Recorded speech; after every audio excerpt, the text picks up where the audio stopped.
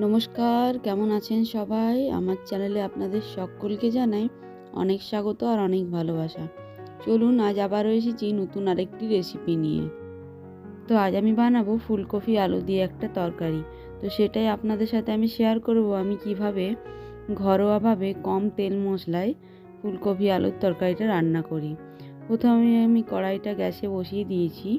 কড়াইটা গরম হয়ে গেছে, দিয়ে দিয়েছি খুবই অল্প পরিমাণে সর্ষের তেল আর ফুলকপিগুলো ছেড়ে দিয়েছি ওর মধ্যে, আর হালকা একটু লবণ আর হলুদ দিয়ে ভালো করে ভেজে নেব আমি ফুলকপিগুলো। একটু ঢাকা দিয়ে দিলাম যাতে ভাপে ভাপে ফুলকপিগুলো সেদ্ধ হয়ে যায়। এদিকে আমি মশলাটা রেডি করে নেব। এখানে নিয়েছি একটা টমেটো, একটা পেঁয়াজ আর একটা কাঁচা লঙ্কা, 2-4 কোয়া রসুন আর নিয়েছি একটুখানি আদা।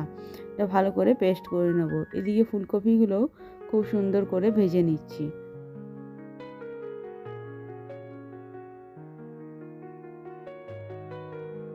ফুলকপি ভাজা কমপ্লিট, ফুলকপিগুলো নামিয়ে রেখে নিয়েছি। এখানে ওই কড়াইয়ের মধ্যে আরেকটুখানি তেল দিয়ে একটু পাঁচফোড়ন দিয়ে দিলাম, আর দিয়ে দিয়েছি বেটে রাখা যে পেঁয়াজ, টমেটো, আদা, রসুনগুলো যেগুলো বেটে রেখেছিলাম সেই পেস্টটা দিয়ে দিয়েছি, আর দিয়ে দিলাম হালকা একটু লবণ, জিরে ধনের গুঁড়ো আর দিয়েছি হলুদ গুঁড়ো। এখন ভালো করে এই মশলাটা কষিয়ে নেব। মশলাটা ভাজতে ভাজতে যখন দেখব তেল ছেড়ে এসছে, তখন আমি ফুলকপি আলুটা দিয়ে আরেকটুখানি ভেজে তারপরে জল দিয়ে নেব।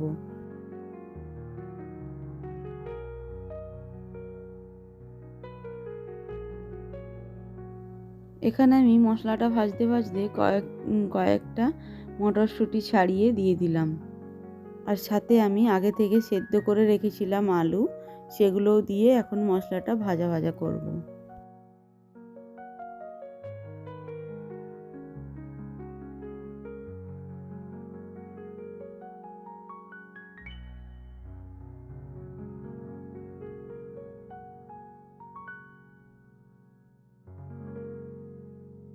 ভালো করে ভাজা ভাজা করে এখানে আমি ফুলকপিও অ্যাড করে দিয়েছি। এখন তিনটে একসাথে ভালো করে ভাজা ভাজা করে দিয়ে দেবো জল।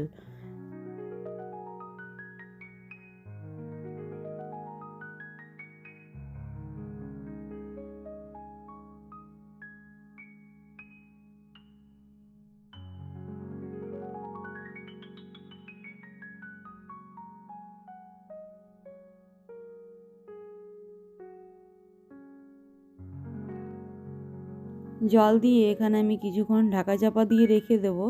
একটু ফুটে উঠলে গরম মশলা আর ধনেপাতা ছিটিয়ে নামিয়ে দেবো।